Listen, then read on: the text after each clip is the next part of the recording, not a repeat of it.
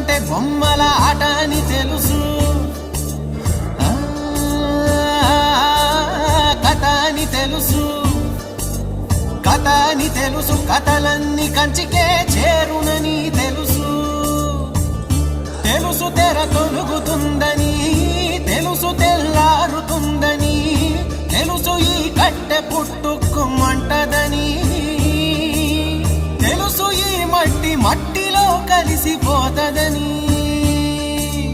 ఇన్ని తెలిసి రకాటంలో పడిపోతావు ఎందుకని? మాయ